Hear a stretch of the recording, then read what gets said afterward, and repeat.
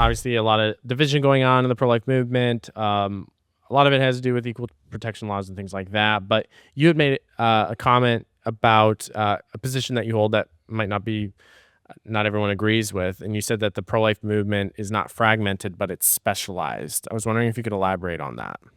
Yeah, so I get this, you know, the question of fragmentation of the pro-life movement has been around for a long time, but even before the most recent conversations.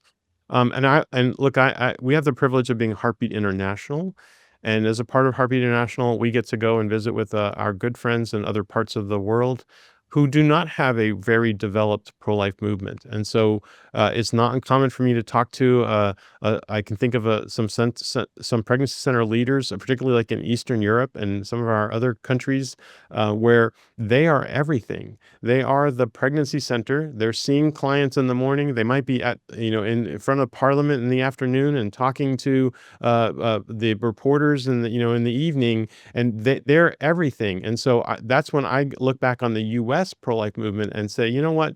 We may look fragmented, but I celebrate the fact that the Lord gives us the privilege and the opportunity to be specialists. So I can be a specialist in pregnancy help. We can be specialized helping just on the ground, helping women. As someone said, pregnancy centers aren't here to stop abortion, but we are here to stop abortions, right? We're doing it one woman at a time. The law, whether we're an abortion state or a life state, it won't matter to us because we're just trying to help that one woman not choose it. Because the truth is, she can do it in either one of those, right? She can do it in a life state, and she can certainly do it in an abortion state. But pregnancy help is there to help her make that decision. And the rest of the conversation are really political ones. Again, until we have the will as a people to value and cherish life, God, the way that God does, we will always be struggling with the right kind of law that will affect a person's heart or any heart who is already set against God, right? That's going to be a challenge no matter what. I do like that idea of being specialized. A lot of people talk about the infighting in the pro-life movement and how it's a bad thing and there's too much of it. Um, I would be a little bit more specific. I would say, a great example would be these people on the political side who are advocating for, let's say, equal protection laws or whatnot, Yeah. really coming after pregnancy help centers. My favorite, and by favorite, I mean, it's appalling, is them ridiculing centers who won't call abortion murder in the counseling room. But that is really people in one specialized area, right or wrong. They're specializing in law, getting into a totally different area and trying to tell them what they're supposed to be doing when it's really not Well their area said. of expertise. They have no Well idea. said. Um, so I think that Well, kind but of. by the way, they're appealing to the political process. Mhm.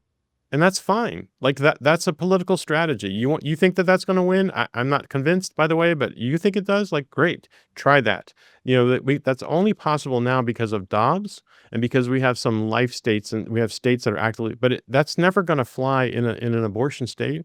It's certainly not going to work in a country that's, say, communist, right? These are things that are working against each other. These are political conversations, and we can have political conversations. But this is one of the reasons why I'm in this movement in where I'm at. Look, I got started by getting arrested, right? I sat out in front of abortion clinics. I had that experience, went to jail, spent a weekend in jail. In fact, first time I ever heard about pregnancy centers, I was actually in jail, and learning about, like, what? There's another way to do this? But that's exactly what I'm talking about is while politics has failed us to come up with a definitive answer long term, we still need pregnancy help working every single day to help women choose life. That's been true since Roe versus Wade, and even before Roe, when certain states started legalizing abortion, like Colorado in '67. So we've been having this conversation for 55 years, right? On what's going to work politically. There has been no definitive political answer, and equal protection is one of those as well. It's not definitive. This is conjecture as to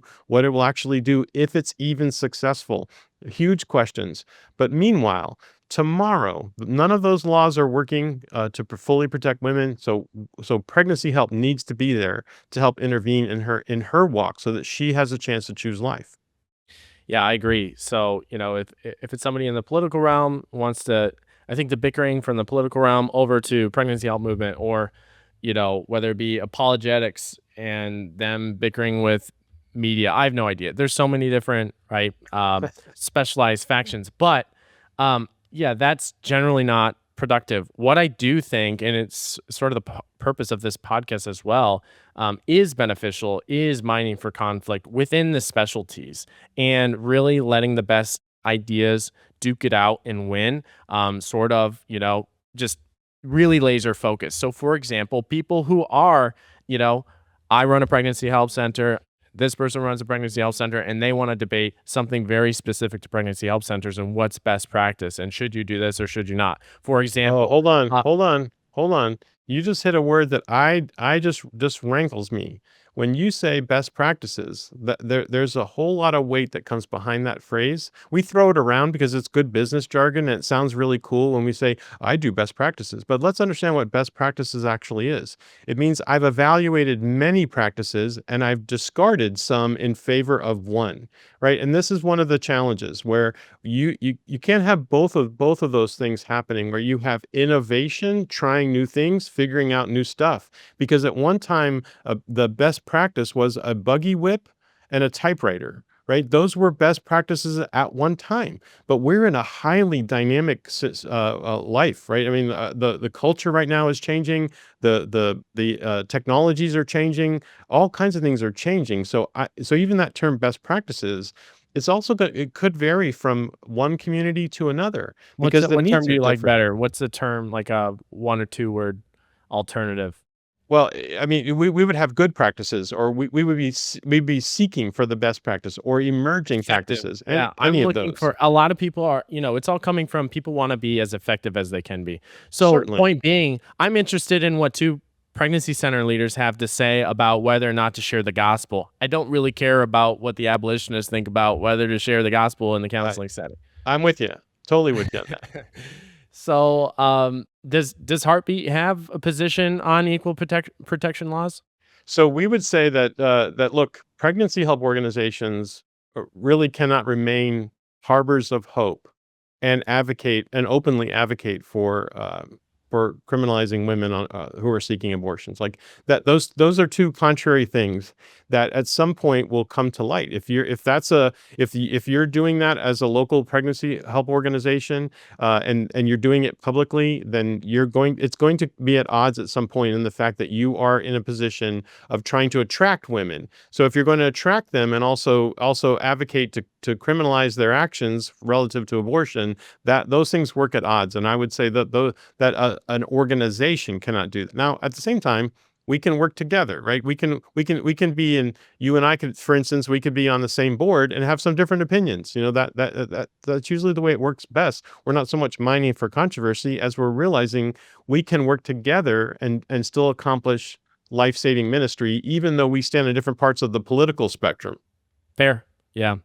Um, I hope that we could work together with, not Uh, everybody wants to work together if you don't that's prescribe to their exact way of that doing things. Well, But that's the church at large, right, Benjamin? I mean, that's why we have so many denominations. true, it's not We specific to the pro-life movement. The no, missions it's world, not. Well, no matter what, where humans are involved, there's gonna be there's gonna be exactly. ego, But there's gonna be pride, there's all sorts of things. let's set aside the pride and ego. I mean, you're right. Those are realities because we're humans. But I would say we have good reasons for believing what we believe, and we're challenged when someone else believes something different. But the power of the call to do this work can overcome all of those things. Like we can still work together. It's like, and I would say that look, the church is our farm team, right? I mean, this is where we come from. That we are the church in action. You imagine like in any town, there's some intersection where on each corner there's a different kind of church. But the pregnancy help movement is where people from any of those churches can work together to see lives saved and hearts touched. Like this is one of the beauties that I have found about the pregnancy help movement is that it allows us to effectively come together and focus on the life-saving ministry of helping people say yes to the baby that God has already given them. And that is something we can all do. But wherever we come at on the church spectrum, we can all step into that ministry and say yes and amen to that mission.